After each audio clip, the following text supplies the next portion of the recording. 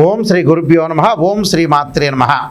శ్రీ పరాభవ నామ సంవత్సరం అనేక పరిణామాలు, అనేక మార్పులు, అవమానాలు, ఎలాంటి పరాభవాలు జరగకుండా, ఎలాంటి అవమానాలు జరగకుండా, అంటే గతం విషయాలన్నీ కూడా మనం ప్రతి దానిలో కూడా కొంత జాగ్రత్తగా ఉండి ఆచితూచి అడుగు వేసే నామ సంవత్సరమే శ్రీ పరాభవ నామ సంవత్సరం అంటారు. అంటే గత అనుభవాలను గుర్తుపెట్టుకొని ఎలాంటి పరాభవాలు జరగకుండా మనం చాలా జాగ్రత్తగా మన జీవితాన్ని తీర్చిదిద్దుకోవాల్సిన నామ సంవత్సరం ఏంటంటే శ్రీ పరాభవ నామ సంవత్సరం అంటారు. సహజంగా పరాభవ నామ సంవత్సరం ఏంటంటే ప్రభవాది సత్య సంవత్సరాల్లో 40వ నామ సంవత్సరం ఏంటంటే శ్రీ పరాభవ నామ సంవత్సరం అంటారు. శ్రీ పరాభవ నామ సంవత్సరంలో ద్వాదశ రాశులకు ఏ విధంగా ఉన్నాయో ఒక్కసారి మనం చూద్దాం. ముందుగా ముఖ్యంగా ద్వాదశ రాశుల గురించి ఫలితాలు మనం తెలుసుకునే ముందు ప్రధానంగా ఈ గ్రహగమనగతులు ఏ విధంగా ఉన్నాయో తెలుసుకుందాం.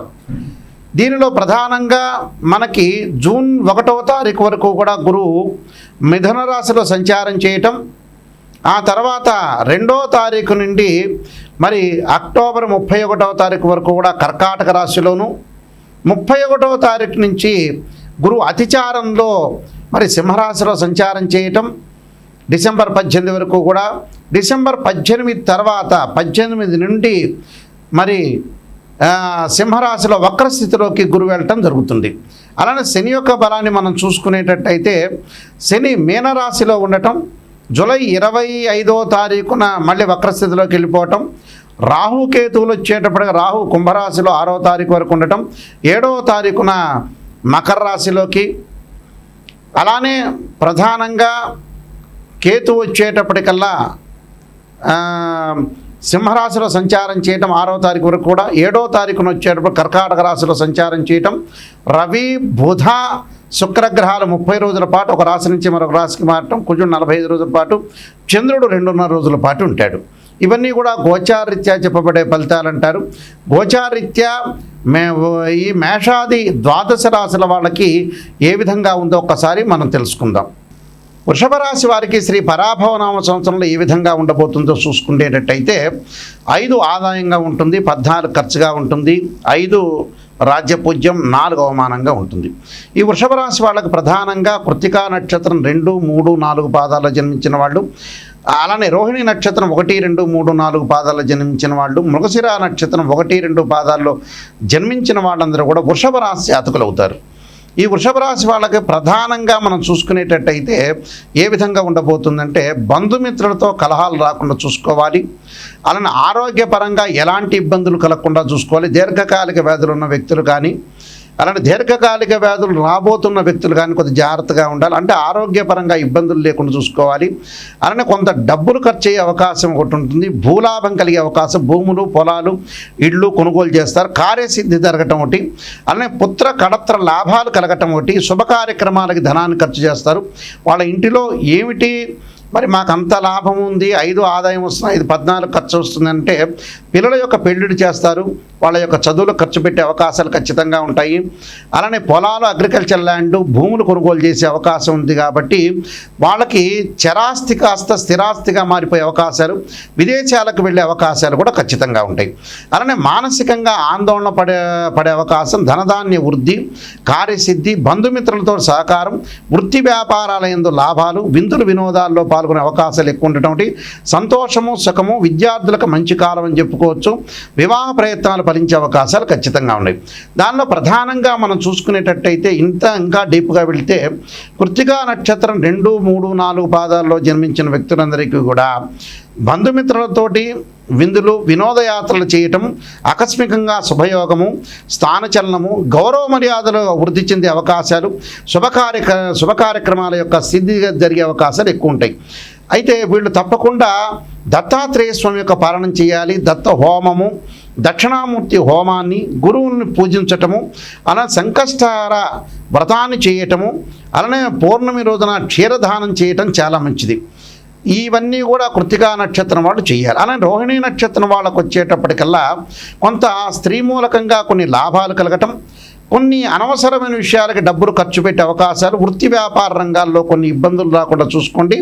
ప్రయాణాల్లో అధిక ప్రయాణాలు చేయటం వల్ల కూడా కొన్ని ఇబ్బందులు కలుగుతాయి. వీళ్ళు తప్పకుండా రుద్రాభిషేకం చేసుకోవటం శివాలయంలో, అలానే మహాశివరాత్రి వ్రతాన్ని చేసుకోవటం, అలానే శివుడి యొక్క ఆరాధన, వీలైతే ద్వాదశ జ్యోతిర్లింగాల్లో అయిన శ్రీశైల మహాక్షేత్రాన్ని దర్శనం చేసుకోవటం చాలా మంచిది. అలానే మృగశిర నక్షత్రం 1, 2 పాదాల్లో జన్మించిన వాళ్ళు తప్పకుండా కొంతమందితో విభేదాలు రాకుండా చూసుకోవాలి. మిశ్రమైన ఫలితాలు జరిగే అవకాశాలు అంటే వృత్తి వ్యాపార రంగాల్లో కొన్ని మాట పట్టింపుల విషయంలో జాగ్రత్తగా ఉండాలి. సంబంధం లేని వ్యవహారం వైపు వెళ్ళకూడదు వీళ్ళు. ఎందుకంటే అనవసరమైన మధ్యవర్తిత్వం రావటం వల్ల కూడా కొన్ని ఇబ్బందులు కలిగే సూచనలు బాగా ఎక్కువ ఉంటాయి. కాబట్టి వాళ్ళు శనిని ఆరాధన చేయాలి. శనికి ద్రాక్షారసంతో అభిషేకం చేయటం, శని కవచ పారణం చేయాలి, నవగ్రహాల స్తోత్రాన్ని పఠనం చేయాలి. అలానే దుంపకూరలు దానం చేయటం వల్ల కూడా వీళ్ళకి మంచి జరిగే అవకాశాలు ఖచ్చితంగా ఉంటాయి. ఈ విధమైన రెమెడీస్ చేయటం వల్ల మనకి మంచి జరిగే అవకాశాలు ఖచ్చితంగా ఉంటాయి.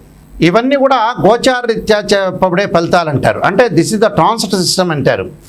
ట్రాన్సిట్ సిస్టమ్ వేరు, బర్త్ చార్ట్ అనేది వేరు. What is the difference between transit system and birth chart అంటే, ఒక చెట్టు ఉంటుంది, ఆ చెట్టు కింద కొమ్మలు ఉంటాయి, ఆ కొమ్మల పైన ఆ చెట్టు ఉంటుంది, ఆ చెట్టు కింద వేళ్ళు ఉంటాయి, వేళ్ల పైన కాండం ఉంటుంది, కాండానికి బ్రాంచెస్ ఉంటాయి. ఎప్పుడైతే కొమ్మలకి ఆకులు ఉంటాయి, ఆకులు సహజంగా ఎప్పుడు వస్తుంది అంటే మనకు సహజంగా రైన్ సీజన్లో వస్తాయి, వింటర్ సీజన్లో అలానే ఉంటాయి, అలానే సమ్మర్ సీజన్లో రాలిపోతుంటాయి. ఆ రాలిపోయే ఆకులే గోచారం అంటారు. అంటే గ్రహాలు ఒక రాశి నుంచి మరొక రాశికి కొంతకాలం పడుతూ ఉంటుంది. అంటే రాహుకేతులు 18 నెలలు, అలానే గురువు సంవత్సర కాలం, శని 2.5 సంవత్సరాలు, అలానే రవి బుధ శుక్రగ్రహాలు 30 రోజుల పాటు ఒక రాశి నుంచి మరొక రాశికి మారుతాడు, కుజుడు 45 రోజుల పాటు ఉంటాడు, చంద్రుడు 2.5 రోజుల పాటు ఉంటాడు. ఇది గోచారం అంటారు. అదే బర్త్ చార్ట్ అంటే ఏమిటి అని అంటే, మనం పుట్టినప్పుడు మన date of birth, time, place of birth తీసుకుని జన్మలగ్నం నుంచి తనుభావము, అలానే ద్వితీయ భావము, తృతీయ సోదర భావము, సుఖభావము, అలానే సంతాన భావము, షష్టమ భావం అంటే రోగము, రుణానికి సంబంధించిన భావం అంటారు, సప్తమ భావం అంటే కళత్ర భావం అంటారు, అష్టమ భావం అనేది ఆయుష్ సంబంధించిన భావాన్ని అంటారు, స్త్రీలకు వచ్చే మాంగళిక భావం అంటారు, అలానే భాగ్య భావం నవమ స్థానానికి సంబంధించిన భాగ్య భావం అంటారు, అలానే దశమానికి సంబంధించిన వృత్తి స్థానానికి సంబంధించిన భావం అంటారు, అలానే లాభభావం, లాభస్థానంలో ఎలాంటి గ్రహాలు ఉన్నాయో మనం చూసుకుంటాం, అలానే వ్యయస్థానానికి సంబంధించిన వ్యయ భావం అంటారు, అంటే ప్రేమ, అలానే ఖర్చులు, ఇలాంటి భావాన్ని ద్వాదశ భావం అంటే వ్యయ భావం అంటారు. అలానే ఏదైతే ఒక్కొక్క భావానికి ఒక్కొక్క ఒక్కొక్క భావాధిపతి ఉంటారు. ఉదాహరణకి తనుభావానికి రవిని, ద్వితీయ భావానికి గురువని, తృతీయ భావానికి సోదర భావని, చతుర్థ భావానికి చంద్రుడని, పంచమ భావానికి గురువని, షష్టమ భావానికి కుజుడని, సప్తమ భావానికి మరి శుక్రుడని, ఇలాంటి భావాలు చూసుకుంటాం మనం. అలానే ఆయుష్ భావానికి శని అని. అంటే ప్రతి భావానికి కూడా భావాధిపతులు ఎవరు అనేది సహజంగా మనం చూసుకుంటాం. ఆ భావాధిపతులను అనుసరించి రాశిచక్రము, నవాంశము, అలానే దశమాంశము, సప్తమాంశము, త్రింశాంశము, హోరా ద్రేకాణం సంబంధించిన డివిజనబుల్ చార్ట్స్ కొన్ని ఉంటాయి. అంటే D16 చార్ట్స్ అంటారు. మనం మ్యాథమెటికల్గా క్యాలిక్యులేషన్ వేసి డివిజనబుల్ చార్ట్ని చూసి మనం అనాలిసిస్ చేయటం అనేది జాతకం. అంటే ఉదాహరణకి ఒక వివాహానికి సంబంధించిన విషయాన్ని ఒక అబ్బాయికి కానీ అమ్మాయికి కానీ చూడాలంటే ఖచ్చితంగా రాశిచక్రము, నవాంశము, భావచక్రము, దశలు, అంతర్దశలు. సంతానపరంగా చూడాలంటే రాశిచక్రము, సప్తమాంశము, అలానే మనం భావచక్రము, దశలు, అంతర్దశను అనాలిసిస్ చేయాలి. ఇలాగ డివిజనబుల్ చార్ట్స్ చూసి మనం చెప్పడం అనేది బర్త్ చార్ట్ అంటారు.